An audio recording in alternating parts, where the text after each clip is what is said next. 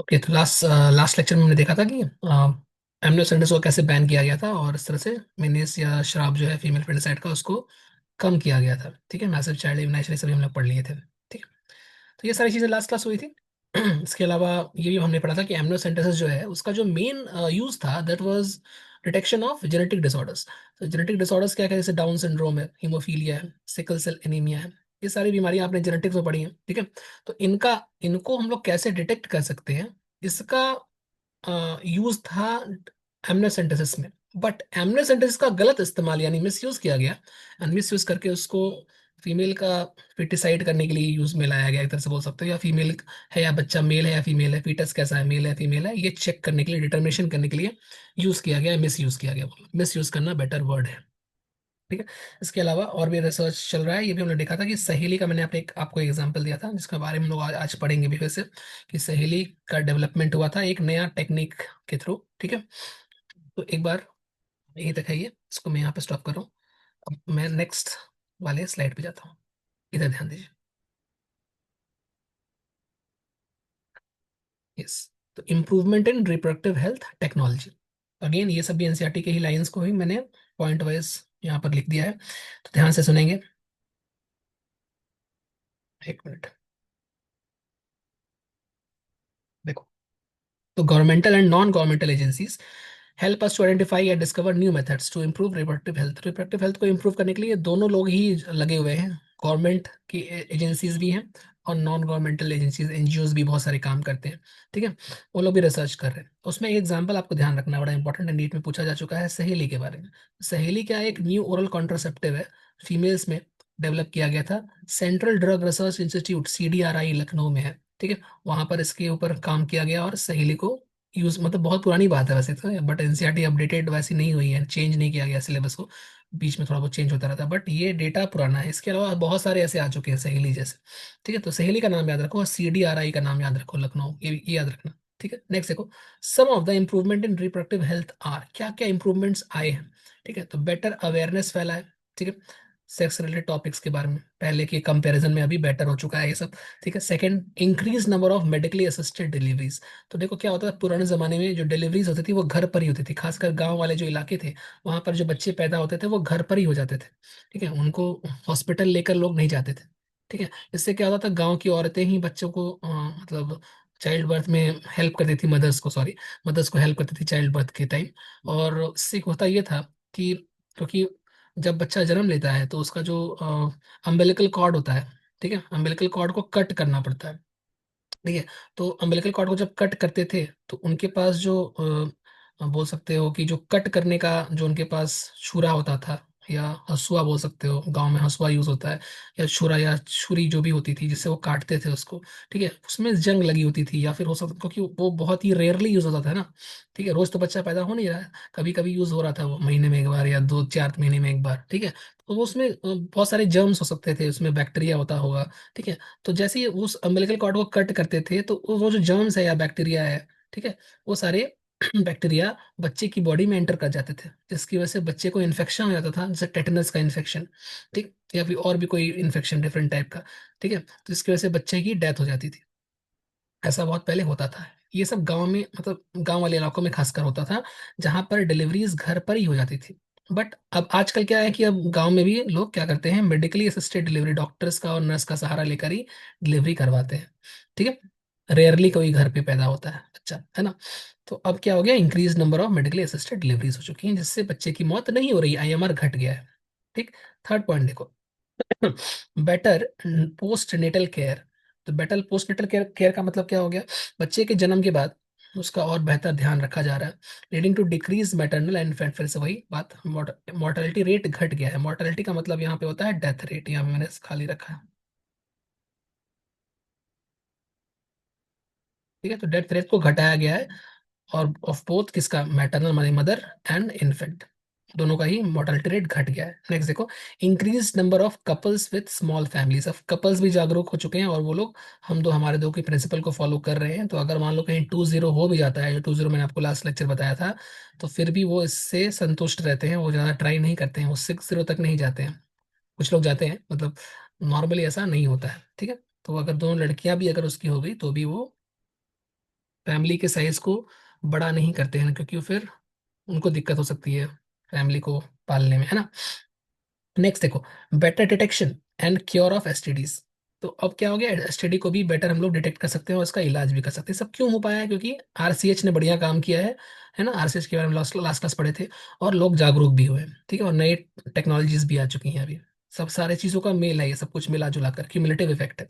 Okay, point number 6 देखो, overall increased medical facilities for all sex related problems. फिर से वही बात, ठीक। तो ये सब सारी बातें हैं, यहाँ से कोई डाउट किसी को नहीं है ना। आगे बढ़ रहा हूँ। अब देखो next, population stabilisation and birth control. अच्छा एक बात और, रुको एक बार नोट्स पकड़ लिया जाए। तो यहाँ तक तो हमने लास्ट क्लास देख लिया था सहेली के बारे में। देखो सहेली के बारे में बोल रहा है कि सहेली इज अ न्यू ड्रग या दवा which is use by females to prevent pregnancy. ठीक है, it was developed by Central Drug Research Institute CDRI, Lucknow. ठीक है, and Saheli is an oral contraceptive drug. Oral contraceptive मतलब इसको खाया जाता है ओरली, ठीक है, निगला जाता है टैबलेट के रूप में। ओके, अच्छा। अब ये सारी बातें हम लोग पढ़ लिए कि बेटर इंफ्रास्ट्रक्चर चाहिए, एक्सपर्ट डॉक्टर चाहिए, मेटल सपोर्ट चाहिए, पढ़ चुके थे लास्ट लास्ट वाले लेक्चर में पढ़ चुके थे। ठीक है, और क्या क्या प्रॉब्लम्स है ये भी यहाँ पे था, क्या क्या एसेंशियल, मतलब ये प्रॉब्लम्स क्या क्या आ सकती है प्रेगनेंसी में, आ सकती है डिलीवरी में आ सकती है, ये भी हम लोग पढ़ लिए थे लास्ट क्लास से। ठीक है, मैसिव चाइल्ड इम्यूनाइजेशन के बारे में हम लोग लास्ट क्लास बात कर चुके थे, पोलियो वाला जो एग्जाम्पल था वही सब है ना। अब यहाँ से population stabilisation and birth control की बात होती है। तो अब जो वहाँ पे मैं आपको डेटा दिखाने जा रहा हूँ, पहले इसको देख लो। यहाँ सिंप्लीफाई करके लिखाया गया है। तो population stabilisation and birth control, first of all यहाँ देखो वर्ल्ड का डेटा है ये, और नीचे यहाँ इंडिया का डेटा है। तो वर्ल्ड में 1900s, अभी जैसे मान लो डेटा जो अपडेटेड 2025 का तो है नहीं एनसीईआरटी में, 2011 तक का अपडेटेड है। 2011 में जो वर्ल्ड पॉपुलेशन था वो था 720 करोड़। ठीक है, मतलब 7.2 बिलियन। ठीक है, मतलब 7 बिलियन 20 करोड़ ऐसे बोल सकते हो, या ऐसे 7 बिलियन में नहीं बोलेंगे सॉरी यार, ऐसे बोलो, हाँ वैसे बोल सकते हो, 7 अरब 20 करोड़ ऐसे बोलना सही है। ठीक है, 7 अरब 20 करोड़ या 720 करोड़, ये वर्ल्ड का पॉपुलेशन था, जिसमें इंडिया का कंट्रीब्यूशन था लगभग 120 करोड़। ठीक है, 1/6 है ना, 720 है यहाँ देखो, 720 है, 720, एंड इंडिया कितना है 120। तो ये कितने गुना ज्यादा है, कितने टाइम्स है, 6 टाइम्स है, दिख रहा है। अगर मैं 720 को 120 से डिवाइड कर दूं, 6 टाइम्स जाएगा। मतलब इंडिया का पॉपुलेशन का 6 टाइम्स जो पॉपुलेशन है वर्ल्ड का पॉपुलेशन।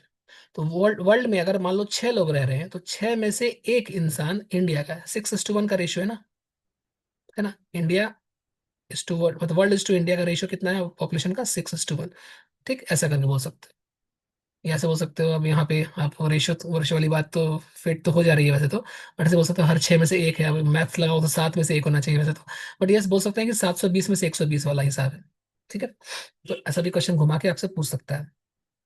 अच्छा, अब 1900 एंड 2000 में क्या पॉपुलेशन डेटा था वो भी आपको याद रखना पड़ेगा। जैसे 1900 में वर्ल्ड पॉपुलेशन 2 बिलियन था, यानी 200 करोड़ था, इंडिया का 350 मिलियन था। ठीक है, 2000 पहुंचते पहुंचते ये 3 गुना बढ़ गया, 2 बिलियन से कितना बिलियन हो गया, 6 बिलियन। ठीक है, 200 करोड़ से 600 करोड़, और इंडिया का 350 मिलियन से 100 करोड़ हो गया। ठीक है, तो ये बड़ा है अच्छा खासा। ठीक, तो अगर मैं 100 करोड़ में लिखूँ तो कितना लिखूंगे, मैं इसको लिखूंगा 35 करोड़, 35 करोड़। 350 million means 35 crore. ठीक है, मतलब यूनिट से अलग अलग, तो समझ गए होगी अगली बात। अब ये राइज जो पॉपुलेशन में 35 करोड़ था 1947 में, वो बढ़कर 120 करोड़ हो गया। बहुत तेजी से राइज किया ना, बहुत तेजी से बढ़ा है। तो ये क्या कारण हो सकता है, पॉसिबल रीजंस क्या है इसके। तो रीजन देखो, द फर्स्ट रीजन इज कि development of better health facilities and lifestyle. इसकी जो हेल्थ फैसिलिटीज है इंडिया में या वर्ल्ड में भी ओवरऑल बेहतर हो गई है समय के साथ। जिससे अब वही मैं एग्जांपल आपको दिया कि बच्चे पहले मर रहे थे, अब नहीं मर रहे।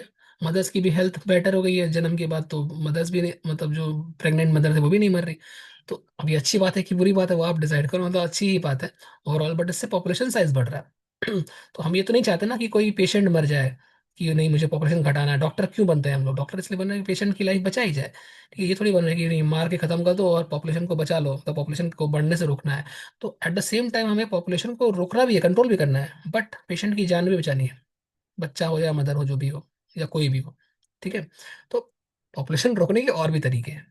ठीक है, ये नहीं कि पेशेंट को मार डालो, ऐसा नहीं हो सकता है ना। तो development of better health facilities and lifestyle, ये एक कारण हो सकता है जिसके से पॉपुलेशन बढ़ा है। तो हम लाइफस्टाइल भी तो खराब नहीं कर सकते, ये नहीं हम अपना घर वर छोड़ के एसी में रह रहे हैं आराम से, हम झोपड़ी में जाके रहे नहीं, ऑब्वियसली, है ना, बाढ़ आई, बह जा रहे हैं पहाड़ में, हम लोग ऐसा भी नहीं कर सकते। और भी कारण हो सकते हैं जिससे हम लोग पॉपुलेशन को रोक सकते हैं, है ना। देखो, डिक्रीज इन आईएमआर एमएमआर तो हम डिस्कस कर लिया ऑलरेडी। थर्ड पॉइंट पढ़ो, increase in number of people in reproducible age. तो रिप्रोड्यूसिबल एज में बहुत सारे लोग अगर अगर मान लो आते हैं, तो आपने वो इकोलॉजिकल पिरामिड पढ़ा होगा, तो आपने देखा होगा कि पिरामिड्स जो होते हैं वो ऐसे हो सकते हैं, वो उसमें मैं नहीं घुसूंगा अभी, दूसरा टॉपिक है वो। ठीक है, तो अगर अगर रिप्रोडक्टिव एज के लोग ज्यादा हैं, ठीक, या प्री रिप्रोडक्टिव एज के लोग ज्यादा हैं, तो फ्यूचर में चलकर, आगे चलकर वो जो पॉपुलेशन होगा उसका मतलब साइज बढ़ेगा। ठीक है, क्योंकि वो लोग आगे चलकर, प्री रिप्रोडक्टिव और रिप्रोडक्टिव वाले जो लोग हैं आगे चलकर रिप्रोड्यूस करेंगे एंड पॉपुलेशन बढ़ेगा।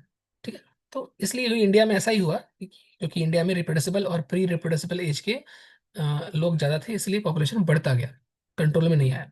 जापान में ठीक उल्टा हुआ, इसके वजह से जापान का पॉपुलेशन कंट्रोल में आ गया और कम हो गया।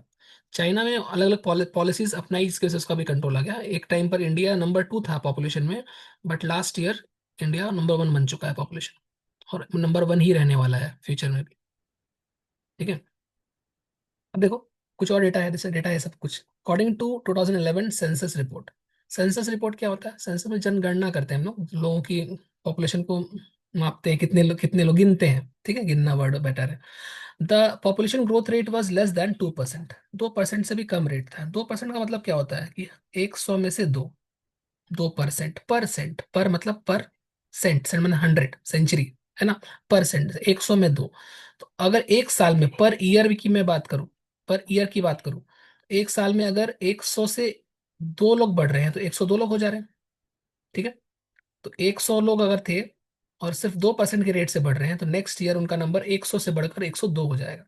ठीक है, अब इसी को इमेजिन करो, अगर ये 1000 लोग थे, तो अभी कितना नंबर हो जाएगा? तो ये हो जाएगा 1020, है ना। अगर 1000 के बदले 10,000 ले लूं मैं, तो ये नंबर और बढ़ेगा। ठीक है, तो आपको ऐसे देख के लग रहा हो कि बस 2 ही तो % है, लेकिन ये बहुत बड़ा नंबर है, क्योंकि इंडिया की पॉपुलेशन साइज बहुत बड़ी है। ठीक है, अब एक एक अरब लोग हैं, उसमें अगर 2% भी लोग हैं तो बड़ा अच्छा खासा नंबर है। ये बहुत तेजी से बढ़ता है। और अब ये भी याद रख सकते हो कि हर साल इंडिया में इतने बच्चे प्रोड्यूस होते हैं जितना ऑस्ट्रेलिया का टोटल आबादी है, टोटल पॉपुलेशन जो ऑस्ट्रेलिया की है, उतने बच्चे हर साल इंडिया में प्रोड्यूस हो जाते हैं। तो काफी अच्छा खासा रेट है ये 2% का रेट। ठीक है, तो एग्जैक्टली 2% नहीं, इट इज लेस देन 2%, मतलब इट इज अप्रोक्सीमेटली अगर मैं बोलूँ तो 1.7% के आसपास है। ठीक है, आप याद रखो 1.7 से 2 के बीच में है। ठीक है, बट लेस देन 2 है, 2 के ऊपर नहीं है, 2 तक नहीं, 2 से कम है, याद रखना, ये यहाँ पे फंसा सकता है क्वेश्चन देकर आपको, लेस देन 2%। ठीक है, तो हम लोग अप्रोक्सीमेशन मान के चल रहे हैं कि 2% लेकर, है ना। ठीक है, जैसे अप्रोक्स लेकर, अगर इन एसेंस या डेट इज, अगर मैं बात करूँ तो 20 पर 1000 पर ईयर। ठीक है, 2% है तो 2/100 होगा, 20 मतलब 1000 लोग हैं तो 20 हो जाएगा, वही वाली बात यहाँ लिखी है। ठीक, this rate, and at this rate our population could increase rapidly, और इस रेट से अगर हम लोग आगे बढ़े तो पॉपुलेशन बड़ी तेजी से बढ़ता रहेगा। ठीक है, ये सब है। आगे देखिए, this increasing population could create scarcity, कमी of food clothing and shelter, रोटी कपड़ा मकान सबकी कमी हो जाएगी। So the government was force to take necessary steps, तो गवर्नमेंट ने कुछ स्टेप्स लिए जिससे पॉपुलेशन को कंट्रोल किया जा सके। क्या कंट्रोल करने का स्टेप्स था, देखो, motivate smaller families by using various contraceptive methods, तो मेथड्स का इस्तेमाल यहाँ पर किया गया। अब ये मेथड्स क्या क्या है, तो देखिए यहाँ पर जो मेथड्स हैं, जैसे कॉन्डम्स का इस्तेमाल, पिल्स का इस्तेमाल, इंट्राइट्राइन डिवाइसेस, आईयूडी बोलते हैं इसको, इसका इस्तेमाल किया गया, एक्सेट्रा ये सब। ठीक है, एडवर्टीजमेंट, ऐड लगाया गया। ठीक है, advertisement in the media, TV, newspaper etcetera. ठीक है, as well as poster bills छापे गए ताकि लोगों को जागरूक किया जाए। जैसे वहां पर दिखाया गया कि हैप्पी कपल है, तो जैसे दो दो कप मतलब एक लड़का एक लड़की है, मतलब हस्बैंड वाइफ है, कपल है, और उसके 2 बच्चे हैं, और उनका स्लोगन है, उनका नारा है, हम दो हमारे दो। और वो लोग को काफी खुश है, दो दो छोटी फैमिली है, इसलिए वो लोग खुश है, ऐसा ऐसा दिखाया गया ताकि लोगों के मन में ये साइकोलॉजिकली डाला जाए कि ऐसे लोग खुश रहते हैं। ठीक है, अच्छा, V2R2 इंग्लिश में इसके बारे में, ओके। तो many couples who are mostly mostly young, young है जो कपल्स जो अर्बन है, शहर में रहते हैं, वर्किंग कपल है जो दोनों हस्बैंड वाइफ काम में है, काम करते हैं, जॉब करते हैं, ठीक है, have even adopted 1 child norm, उन्होंने एक नियम बना लिया है कि हम एक ही बच्चा पैदा करेंगे, 2 नहीं करेंगे। ठीक है, जहाँ वन दो हम दो हमारे एक हो गया है, वो स्लोगन उनका। ठीक है, तो ऐसा है। तो इस तरह से मतलब लोग मोटिवेट हुए हैं और इससे पॉपुलेशन कंट्रोल हुआ है, एक तरह से कुछ हद तक हुआ है। बट ये तभी पॉसिबल होगा ना जब बहुत सारे लोग, बल्क ऑफ पीपल जब इस चीज को अप्लाई करेंगे तब। बल्क ऑफ पीपल अभी भी वही उसी तरह से चल रहे हैं जैसे चल रहा था। ठीक है, तो इसलिए ये बड़ा मुश्किल है इसको रोकना। एनीवेज आगे देखो, statutory raising of marriageable age of the female.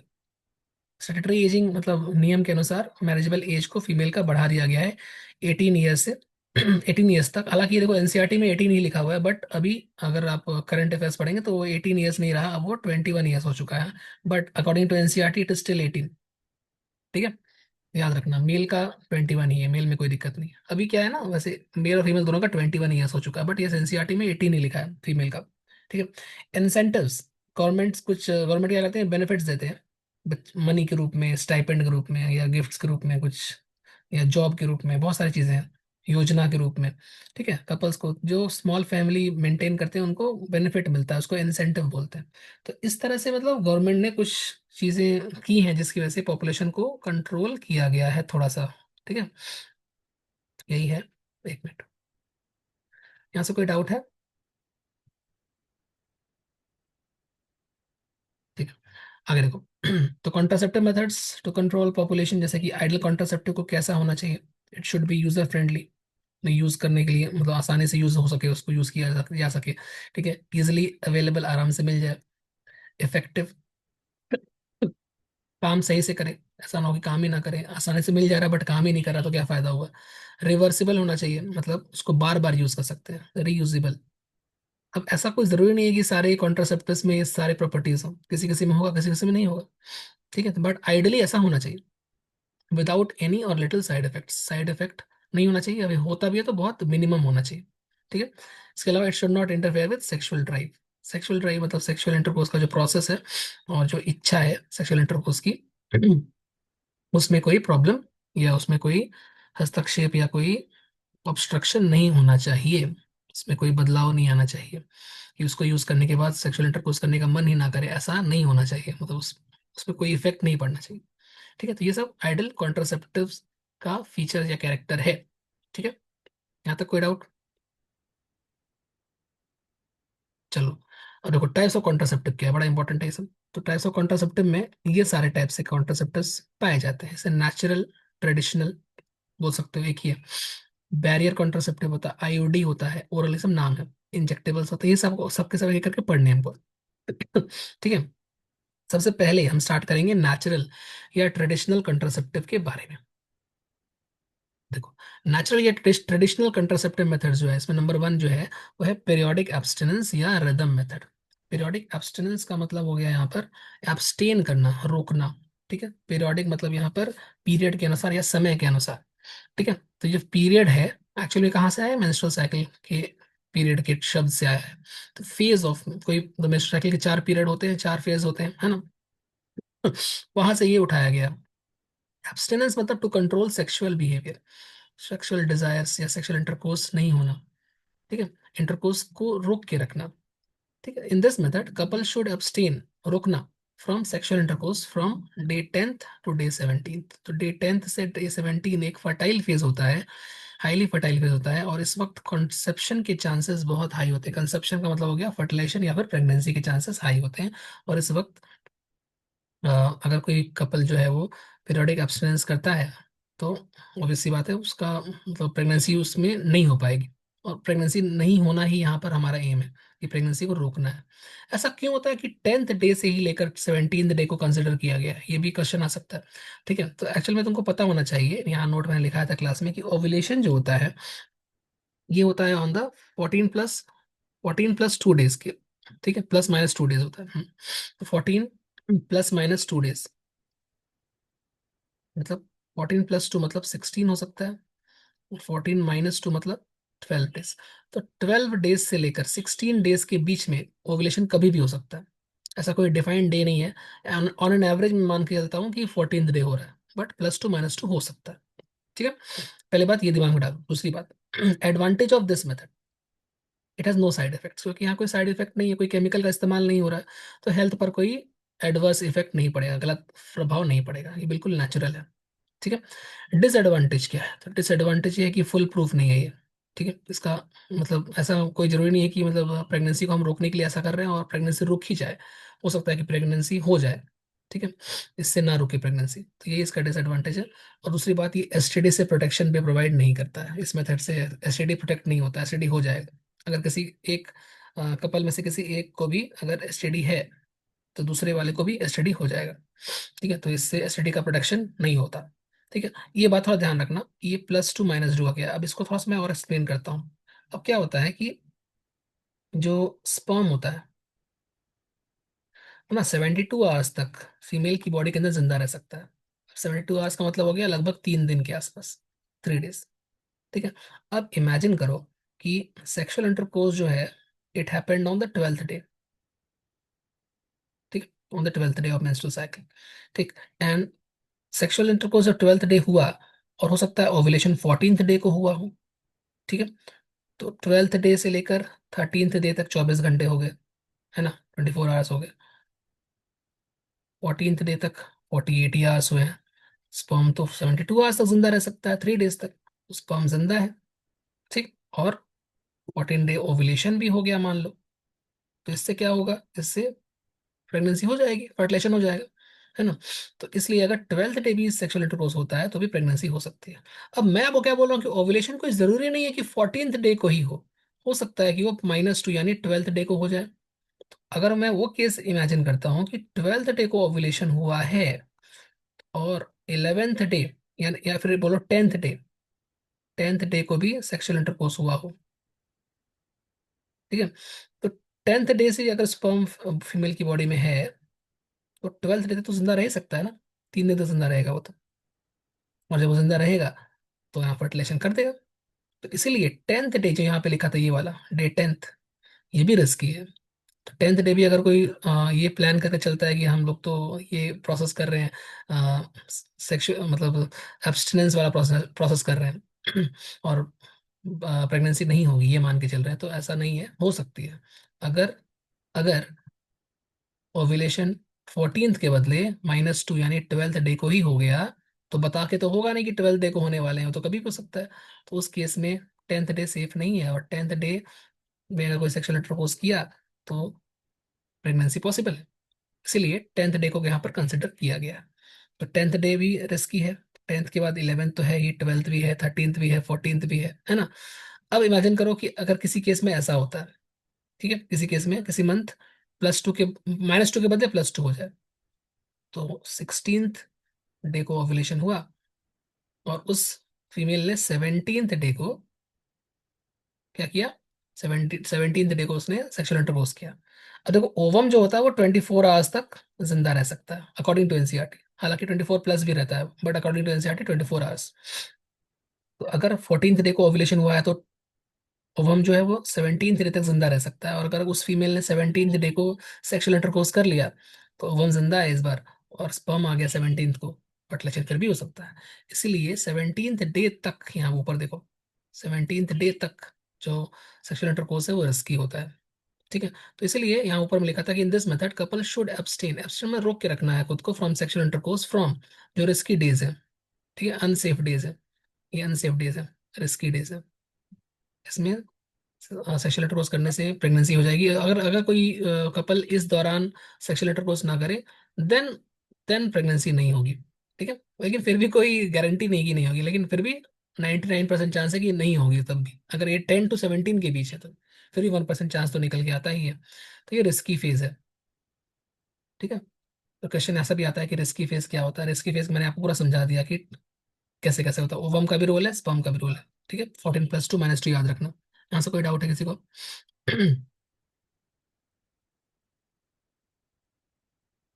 ठीक है, तो यही है। तो ये फर्स्ट मेथड था। सेकंड मेथड देखो, दूसरा मेथड देखते हैं। देखो सेकंड मेथड, तो विड्रॉल मेथड या क्वाइटस इंटरप्टस, ये क्या होता है? तो withdrawal method to take out penis from the vagina before insemination. What is insemination? Insemination मतलब release of semen into the vagina. ठीक है, तो सीमेन जब वजाइना में एंटर करता है, दैट इज इंसेमिनेशन। तो क्या हो रहा है कि अगर जो मेल है वो अपने इंसेमिनेशन के ठीक पहले पीनस को विड्रॉ कर ले या बाहर निकाल ले, ठीक है, टेक आउट कर ले ड्यूरिंग सेक्सुअल इंटरकोर्स। ठीक है, तो इससे क्या होगा कि सीमेन जा नहीं पाएगा वजाना के अंदर और फर्टिलाइजेशन नहीं होगा। ठीक है, तो ऐसा इस मेथड का कहना है। इंटरप्टस का मतलब क्या होता है और कोइटस का मतलब क्या होता है, ये मैंने यहाँ लिखा हुआ था। कोइटस का मतलब हो गया सेक्सुअल इंटरकोर्स, और इंटरप्टस मतलब टू स्टॉप बिफोर कंप्लीटिंग, बीच में रोकना, उसको बोलते हैं इंटरप्टस। तो in this method penis is withdrawn taken out from vagina before releasing semen. ठीक है, ये ऐसा ऐसा करते हैं। अगेन इसका एडवांटेज क्या है, ये नेचुरल प्रोसेस है तो इसमें कोई हार्मफुल इफेक्ट्स नहीं होंगे। लेकिन डिसएडवांटेज भी है इसका, सेम चीज फिर से। डिसएडवांटेज ये है कि देखो, इंसेमिनेशन या इजैकुलेशन के ठीक पहले भी पीनिस से कुछ ड्रॉप्स सीमेन का ऑलरेडी निकलना स्टार्ट हो जाता है। ठीक है, तो पीनिस में release few drops of semen containing many sperm. अब फ्यू ड्रॉप्स के अंदर ही बहुत सारे स्पर्म्स हो सकते हैं, हजारों स्पर्म हो सकते हैं। ठीक है, तो उस हजारों स्पर्म में से एक स्पर्म भी सक्षम है, केपेबल है फर्टिलाइजेशन करने के लिए। तो इट मे कॉज फर्टिलाइजेशन, उस एक एक बूंद से भी फर्टिलाइजेशन हो सकता है। हो सकता है, मतलब ऐसा हो ही जाएगा कोई जरूरी नहीं है, हो सकता है। ठीक है, तो इसलिए ये भी रिस्की है ना, फुल प्रूफ नहीं है। So this method is also not fully proof. So it does not protect against, ये भी एक बात है कि ये भी एसटीडी से प्रोटेक्शन नहीं देता है। ठीक है, तो ये हो गया सेकंड मेथड। कोई डाउट है क्या किसी को? एक मिनट।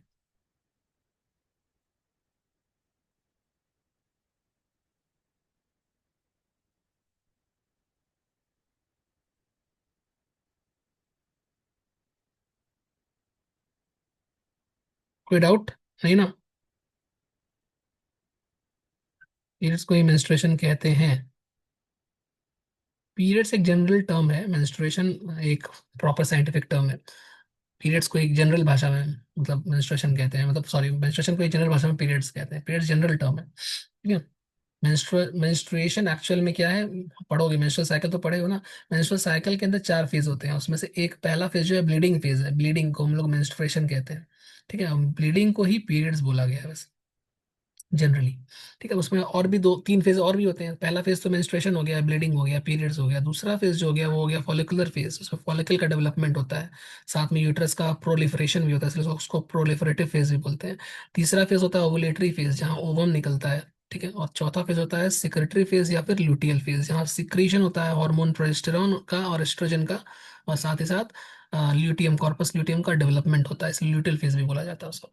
उसमें पहला फेज को हम लोग पीरियड्स बोलते हैं, इसमें ब्लीडिंग होती है। एनीवेज, चलो आगे बढ़ते हैं। ओके, तीसरे मेथड की बात कर लेते हैं, लैक्टेशनल एमेनोरिया। इसकी बात करते हैं। तो देखो, लैक्टेशनल एमेनोरिया, तो लैक्टेशनल एमेनोरिया में देखो, during intense lactation, intense lactation मतलब जब बहुत सारा मिल्क का प्रोडक्शन हो रहा है उस वक्त। ठीक है, जब बच्चे का जन्म हुआ उसके बाद ही होता है intense lactation. Concentration of prolactin hormone becomes very high. देखो होता क्या है कि प्रोलैक्टिन हार्मोन की वजह से ही लैक्टेशन होता है, मिल्क का प्रोडक्शन होता है बच्चे के जन्म के बाद। ठीक है, जन्म के बाद, जन्म के पहले दूसरा हार्मोन है। अभी यहाँ पर प्रोलैक्टिन की मैं बात कर रहा हूँ, सिंपल। तो लैक्टेशन जब हो रहा है, मिल्क प्रोडक्शन होता है, प्रोलैक्टिन बहुत हाई है, और प्रोलैक्टिन जब बहुत हाई होता है तो ये देखो, when prolactin concentration becomes very high, then it starts to inhibit GnRH. तो ये जीएनआरएच गोनाडोट्रोपिन रिलीजिंग हार्मोन को इनहिबिट कर देगा। मतलब जब प्रोलैक्टिन हाई होगा, जब प्रोलैक्टिन हाई होगा तो जीएनआरएच लो होगा, उल्टा होता है। ठीक है, और जब जीएनआरएच लो होता है तो याद करो, जीएनआरएच की वजह से ही तुमने रिप्रोडक्शन में पढ़ा होगा, जीएनआरएच की वजह से ही एफएसएच और एलएच बनते हैं। तो जब जीएनआरएच ही लो है तो एफएसएच भी लो होगा, एलएच भी लो होगा, दोनों कम होगा, है ना। तो जब प्रोलैक्टिन हाई है तो उसकी वजह से जीएनआरएच लो है। जब जीएनआरएच लो है तो उसकी वजह से एफएसएच भी लो है और एलएच भी लो है। जीएनआरएच से ही, मतलब वही वही तो एफएसएच और एलएच बनवा रहा है ना। जीएनआरएच रिलीजिंग हार्मोन है। ठीक है, तो एफएसएच और एलएच भी कम हो जाते हैं। जब ये कम होते हैं तो एफएसएच की वजह से फॉलिकल्स का डेवलपमेंट होता है और एंडोमेट्रियम की थिकनिंग होती है। ये सब मेंस्ट्रुअल साइकिल का चीज है। ठीक है, तो एफएसएच की वजह से एंडोमेट्रियम ग्रो करता है। अब यहाँ तो ये तुम्हें मेंस्ट्रुअल साइकिल का ज्ञान पता होना चाहिए। ठीक है, एफएसएच अगर कम होगा तो एंडोमेट्रियम की थिकनिंग भी क्या हो जाएगी, कम हो जाएगी। मैं फिर पूरा बोल रहा हूँ, ध्यान सुनो। एफएसएच की वजह से एंडोमेट्रियम थिक होता है, एफएसएच कम है तो एंडोमेट्रियम भी कम हो जाएगा। और जब एंडोमेट्रियम छोटा मतलब टूटने लगेगा, उसका साइज थिकनेस घटने लगेगा, टूटने लगेगा, तो इससे क्या होगा, ब्लीडिंग स्टार्ट हो जाएगी। और उसी ब्लीडिंग को हम लोग बोलते हैं मेंस्ट्रुएशन या पीरियड्स। ठीक है, ब्लीडिंग, ब्लीडिंग स्टार्ट हो जाती है। ठीक है, तो अच्छा यहाँ पर क्या हो रहा है, ब्लीडिंग नहीं, अच्छा नहीं, उसकी बात कर रहा, सॉरी सॉरी, मैं यहाँ पर एक चीज मिस कर गया। यहाँ दोबारा ध्यान देंगे, देखो यहाँ पर एफएसएच कम है तो एंडोमेट्रियम बन ही नहीं रहा। ठीक है, तो एंडोमेट्रियम टूट नहीं रहा, इनफैक्ट मैंने गलत बोल दिया, प्लीज ध्यान सुनेंगे दोबारा से। एफएसएच यहाँ पर कम है, तो एफएसएच की कम होने से इस एंडोमेट्रियम का ग्रोथ ही नहीं हो रहा है, प्रोलिफरेटिव फेज ही नहीं हो रहा, सेकंड फेज हो ही नहीं रहा। तो जब हो ही नहीं रहा ग्रोथ, तो टूटेगा कैसे, है ना? टूटता बाद में है, फोर्थ फेज में। ठीक है, तो मैंने फोर्थ वाला बता दिया आपको। ठीक है, तो ये एंडोमेट्रियम ग्रोथ ही नहीं कर रहा है, तो टूटेगा ही नहीं। अच्छा, टूटेगा ही नहीं तो ब्लीडिंग कहाँ से होगी? बात समझ में आई? मैं फिर से बोल दे रहा हूँ। प्रोलैक्टिन हाई है, जीएनआरएच लो है। जीएनआरएच लो है तो एफएसएच भी लो है। और अगर एफएसएच लो है तो एंडोमेट्रियम जो है वो बन नहीं पा रहा। और जब बन ही नहीं पा रहा तो टूट ही नहीं पाएगा। जब बनेगा तभी तो टूटेगा, और टूटेगा तभी तो ब्लीडिंग होगी। ठीक है, तो इसलिए यहाँ पर मेंस्ट्रुएशन नहीं होता। मेरा बैटरी फोन का, मतलब सॉरी लैपटॉप का डाउन है, ये बंद हो सकता है कभी, अचानक से लो हो गया। रुको। यही है, फिर से वही बात लास्ट में सुन लो कि लेकिन 6 मंथ तक ही एप्लीकेबल होता है। आफ्टर 6 मंथ्स फिर क्या होता है, मेंस्ट्रुएशन दोबारा स्टार्ट हो सकता है। तो 6 मंथ तक मेंस्ट्रुएशन नहीं होगा, क्योंकि उस वक्त प्रोलैक्टिन हाई होता है, याद ध्यान रखेंगे। ठीक है, तो this method is also not full proof because menstruation में स्टार्ट एनी टाइम, कभी भी हो सकता है विदाउट गिविंग एनी वार्निंग। और फिर से वार्निंग नहीं मिलेगा, और दूसरी बात एसटीडी से भी प्रिवेंट नहीं करता है। ठीक है, तो बस यही बात थी। यहाँ पे हो गया आपका नेचुरल मेथड सारा खत्म। ठीक है, और मैं यहाँ पर करता हूँ आज का क्लास भी खत्म। नेक्स्ट क्लास हम लोग बैरियर मेथड से शुरुआत करेंगे। तो आज के लिए बस इतना ही। कोई डाउट?